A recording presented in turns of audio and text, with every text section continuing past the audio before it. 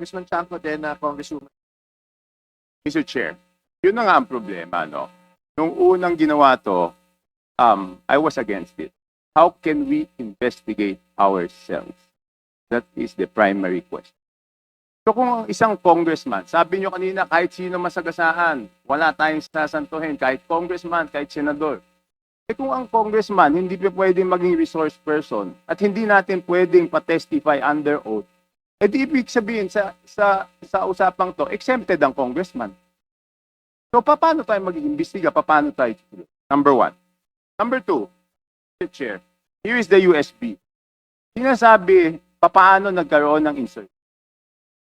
Under the name of Congressman Saldico, ang insertion sa BICAM as proponent siya is 13,803,693,000. And we do not want to invite him as a resource person. Mr. Chair, sorry. Comsec, can you show this? Para lang sabihin, hindi ako Mr. Chair, with nag-invento. due courtesy. Wait, I have the floor. Yeah, I have the floor. Yeah, but I have the floor. No, Mr. I Chair. have the floor. Just to, on the I have the record, floor. On the record, Mr. I Chair. have the floor. We did not refuse to Suspend. I invite. have the floor. Mr. Chair, Suspend. motion to suspend. Mr.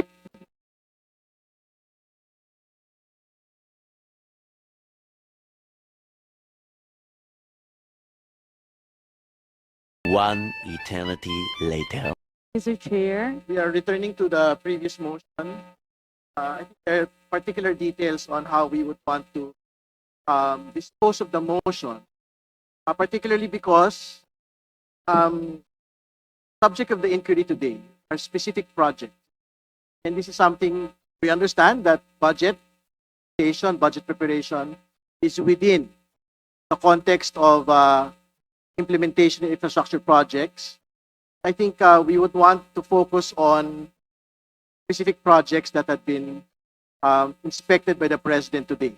The further that we delay discussions on the matter, I think the public will be more frustrated with Congress.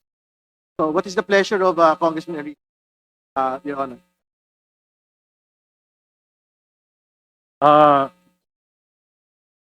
Mr. Chair, if that's the case, I would like to defer my motion because I would like to consult staff.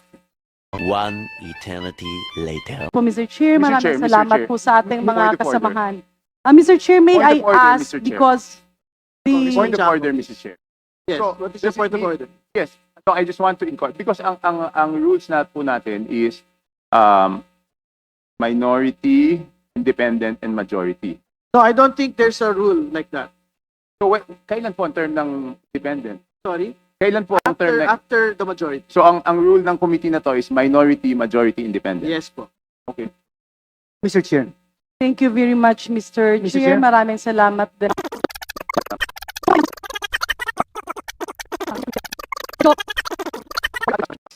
Chanco, you have the floor. Okay. Mr. Chairman, kanina po pinag-uusapan yung insertion, tinanong po kung ano yung mga natanggal sa 2025 budget at kung ano yung mga naipasok. No? Kaya po, pabor sana ako dun sa motion ni Congressman Erice na imbitahan talaga ang dating former chairman ng Committee on Appropriations, si Congressman Saldico, dahil kahit dun sa small committee, wala pong naibigay na report. No? And for the record, under Congressman Saldico as proponent, ang insertion sa BICAM is 13,803,693,000. No? Under Ako Bicol, it's 2,295,000,000. And under BHW party list, it's 2,064,000,000 pesos. Ang point ko lang po dito, Mr. Chairman, is mas malaki pa po ito sa mga, even yung 2 billion, mas malaki po ito sa NEP ng ibang mga lugar. So bakit kailangan dumaan sa party list ang mga proyekto para sa distrito? Bakit hindi po pinababa sa distrito directly? At ang makakasagot lang po yan is si Congressman Saldico. Okay, next. Anyway, pangalawa po, nakita ko po yung listahan ng invited resource persons. Hindi po ba man natin inimbitahan si Mayor Benji Magalong?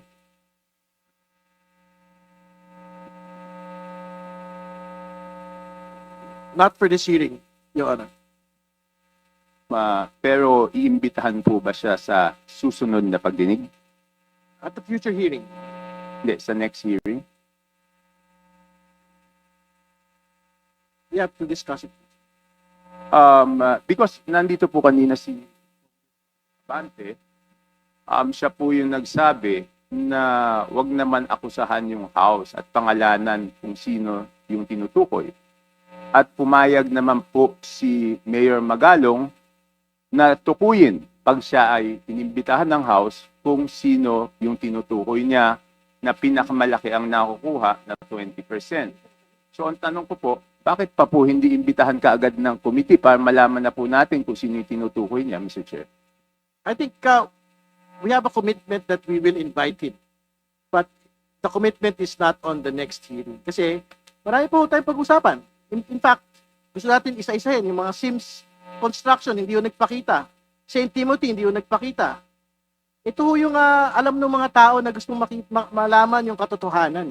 So, ibig sabihin, we are united with Mayor Magalong on his commitment for against corruption, for him to name the 67 lawmakers, no question. But he will be required in this committee to do it on their own. State 67 lawmakers who are contractors first. Second, lawmakers who are allegedly receiving 30 to 40% kickback. That will come in due time. That is the commitment of this committee. Hindi, kasi sa sinasabi niya, ang pinakamalaking nakukuha ay yung Committee on Appropriation. So hindi pa ba mas mabuting i-address na po natin? Kasi nandyan po, si Congressman Abante, nadinig ko po yung interview nyo, sabi nyo po, dapat pangalanan po ni Mayor Magalong. So ayaw nyo bang mag-present ng motion na imbitahan na siya kaagad para pangalanan na rin po niya? At sinabi naman po niya na willing naman po siyang imbitahan. Congressman Avante, you're being asked. Should I make the motion now? Better, Mr. Chair, to show na talagang seryoso tayong imbitahan siya. Talagay ko. I just have one. Mr. Chair, Before speaking, I have one question lang po to Congressman Chanco. Is this part of your interpellation or what is this? Okay. All right. It's part of my 5 minutes, Mr. Okay Chair. po. All right. And after this, I will have no further questions because this will be my basis of seeing if talagang may pupuntahan tong committee na to o wala. Kung ayaw natin imbitahan si Mayor Magalong sa agarang panahon, may magkakaproblema tayo sa credibility niyan. But I think we have to state for the record as well that in many public forums, Mayor Magalong has labeled the committee as merely a Moro-Moro committee. So I think the public should look at that as well. Yes, Mr. Chair, pero sinabi niya, kahit tinawag niyang moro-moro, sinabi naman niya na willing siya magtumarap, di ba? Eh di, tingnan natin kung haharap siya pag inimbitahan natin. I think, Mr. Chair, point of order. yes, please. I think we should be sensitive regarding the word moro-moro. May we delete the words because I think it was Kong Zia, who is a Muslim. It was, I think, an affront to the Muslim community. Yes, I understand it, but that was the exact statement of Mayor Magalong, labeling the committee as Moro-Moro. We will not remove it from the record, but because that is what he had labeled the committee. Mr. Chair, just coming it from the members of the committee and saying that it is moro-moro, I think it's quite personal on the part of the members of the committee. But anyway, I will abide by the decision of this committee. Thank you, Mr. Chair. Thank you, Congressman Santos. Again, would you want to respond to Mr. Chair, Congressman Chanco, please?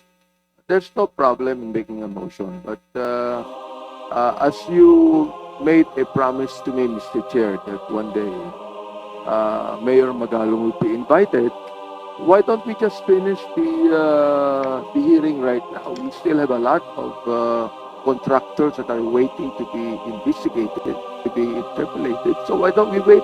Why don't we finish this first before anything else? Bakit natin ginugulo itong hearing na ito samantalang marami naman naghihintay dyan ng mga contractors na very much willing to be interpolated.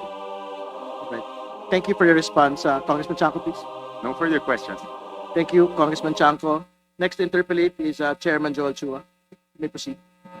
After this, I will have no further questions because this will be my basis of seeing if talagang may pupuntahan tong committee na to o wala. Kung ayaw natin imbitahan si Mayor Magalong sa agarang panahon, magkakaproblema tayo sa credibility niyan.